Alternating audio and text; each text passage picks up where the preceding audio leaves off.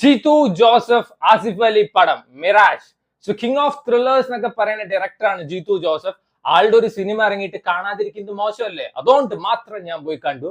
And Asif Ali 2024-2025 അങ്ങേരുടെ ഒരു peak period അല്ലെങ്കിൽ ഒരു പ്രൈം പീരീഡ് എന്നൊക്കെ വേണമെങ്കിൽ പറയാം.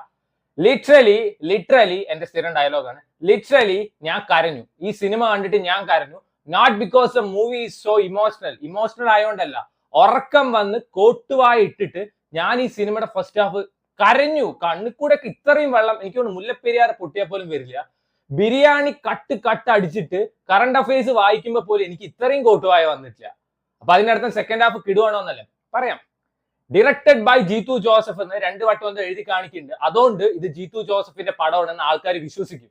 അല്ലെങ്കിൽ ഒരൊറ്റ മനുഷ്യൻ വിശ്വസിക്കില്ല. ഇങ്ങനെയാണ് എങ്ങനത്തെ ഒരു സംഭവം എടുത്തു വെച്ചിട്ടുള്ളത്. I can't really believe. അജാതി ഒരു സാധനമാണ്. സോ ഈ സിനിമ തുടങ്ങുന്ന സമയത്ത് ഒരു മിസ്സിംഗ് കേസും പരിപാടിയൊക്കെയാണ് പറഞ്ഞു പോകുന്നത്. And according to Jeethu Joseph way of film making, lag പറയുന്ന സാധനം സിനിമയുടെ ഒരു ഇമ്പോർട്ടന്റ് പാർട്ടാണ്. ഓക്കെ, ശരിയാണ്. അത് പറഞ്ഞിട്ട് ഒരു സിനിമയുടെ അരഭാഗം ഫസ്റ്റ് ഹാഫ് ഫുള്ള് ലാഗ് ആരെങ്കിലും കൊണ്ടേ വെക്കൂ? അജാതി ലാഗ് അടിപ്പിക്കല് വിത്ത് നാടകം തോറ്റു പോകുന്ന ഡ്രമാറ്റിക് ഡയലോഗ്. അജാതി ഡ്രമാറ്റിക് ആണ്. ആൻഡ് പെർഫോമൻസ് അതിലേറെ ആർട്ടിഫിഷ്യൽ ആയിരുന്നു. അതിൽ ആദ്യം എടുത്ത് പറയേണ്ടത് അപർണ ബാലമുരളിയെ പറ്റിയിട്ടാണ്. അപർണ ബാലമുരളി ഈ സിനിമയിൽ എന്തോ വലിയ ബ്രില്യന്റ് ആയിട്ടുള്ള ഒരു ഗെയിമറാണ്, ആൾക്കാരെ മൈൻഡ് ഗെയിം വെച്ച് കളിക്കുന്ന ആളാണെന്നൊക്കെ പറയുന്നുണ്ട്. ഒരാള് കണ്ടിന്യൂസ് ആയിട്ട് പൈസ അയച്ചുകൊണ്ടിരുന്ന അത് ആരാണെന്ന് ഗൂഗിൾ പേയിൽ പോലും നോക്കി മനസ്സിലാക്കാൻ കഴിവില്ലാത്ത ഒരാളാണോ ബ്രില്യന്റ്? അതേപോലെ തന്നെ ആരെന്ത് പറഞ്ഞാലും വിശ്വസിക്കും. പാലക്കാടാണ് ഇന്ത്യയുടെ തലസ്ഥാനം എന്ന് പറഞ്ഞു കഴിഞ്ഞാൽ ആ കൊച്ചു വിശ്വസിക്കും. ആരെങ്കിലും ആധാരം എഴുതി കൊടുക്കാൻ പറഞ്ഞാൽ ആ കൊച്ചു എഴുതി കൊടുക്കും. അങ്ങനത്തെ ഒരാളാണ് ബ്രില്യന്റ്. എനിക്ക് മനസ്സിലാവുന്നു. പെർഫോമൻസ് ഭയങ്കര വെറുപ്പിക്കലായിരുന്നു. അപർണ ബാലമുരളിയുടെ വായയിൽ കൊണ്ടുപോയിട്ട് ആട്ടം ബോംബ് ഇട്ടാൽ ആ കൊച്ചു മരിക്കില്ല. ആൻഡ് അപർണ ബാലമുരളി ആരെങ്കിലും എന്തെങ്കിലും ഇടിക്കോ കുത്തോ ചെയ്ത് ആളപ്പ ചാവും. എന്താന്ന് എനിക്ക് മനസ്സിലായിട്ടില്ല. ഇനിയിപ്പോ ലോക സിനിമയത്തെ പോലെ അടുത്ത സൂപ്പർ ഹീറോ അപർണ ബാലമുരളി നീലിയാണോ എന്ന് അറിയില്ല. ഭയങ്കര വെറുപ്പിക്കലായിരുന്നു. പേഴ്സണലി എനിക്ക് ഭയങ്കര ഇറിറ്റേറ്റിംഗ് ആയിട്ട് തോന്നി. പോസ്റ്റ് സുറേ പൊട്ടു അപർണ ബാലമുരളി ഇങ്ങനെയാണ്. ചിലപ്പോ മറ്റേ ബിഹേവ് ചെയ്യായിരിക്കും, അല്ലെങ്കിൽ മെത്തേഡ് ആക്ടിങ് പിടിക്കായിരിക്കും. പക്ഷെ ഭയങ്കര വെറുപ്പിക്കലായിട്ട് എനിക്ക് തോന്നിയത്. ആൻഡ് ആസിഫ് അലി ഇതിലെ ഒരു കോമാളി ക്യാരക്ടർ എന്ന് വേണമെങ്കിൽ പറയാം. പുഷ്പയില് ഈ ഫഹദ് ഫാസിലിനെ എല്ലാവരും തൂക്കില്ലേ, അതേപോലെ അപർണ ബാലമുരളി, അന്ന റജി കോശി, വില്ലന്മാര്, ഹക്കീം ഷാജഹാൻ, പോലീസ് സകല എണ്ണ തൂക്കും. എന്നിട്ട് അണ്ണൻ ഒരു ഇളിയും കൊണ്ട് ആ ഹോണ്ടയുടെ ഒരു വണ്ടിയും കൊണ്ടുവരും. ഞാൻ പോയി ഡ്രോപ്പ് ചെയ്യാന്നൊക്കെ പറഞ്ഞിട്ട് ഈ മറ്റേ കൊരങ്ങനെ കൊണ്ട് ചുടുചോറ് വാരിപ്പിക്കുക, ചാടിക്കളിക്കടാ കൊച്ചുരാമ, ഓടിക്കളിക്കടാ കൊച്ചുരാമ പറയില്ല. അജാതി ഒരു ക്യാരക്ടർ.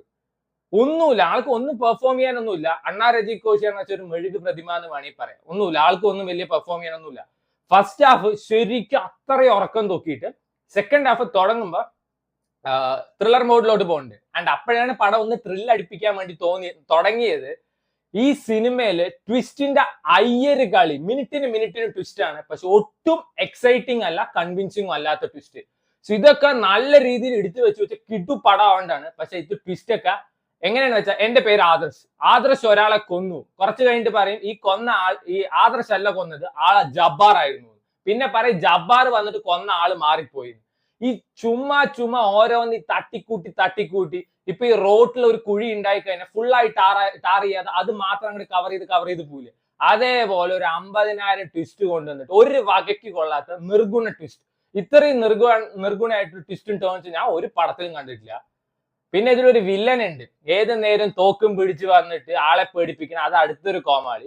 ആൻഡ് ഇതിലൊരു ഷൂട്ട് ഔട്ട് ഉണ്ട് ഒരു ഹോട്ടലിൽ വെച്ചിട്ട്. ആൾക്കാരെ വെടിവെക്കിനേക്കാളും അവിടുത്തെ പ്ലേറ്റ് ഒക്കെ പൊട്ടിക്കാനാണ് അവർ ശ്രദ്ധിച്ചിരിക്കുന്നത്. അത് അവർ വൃത്തിയായി ചെയ്തിട്ടുണ്ട്.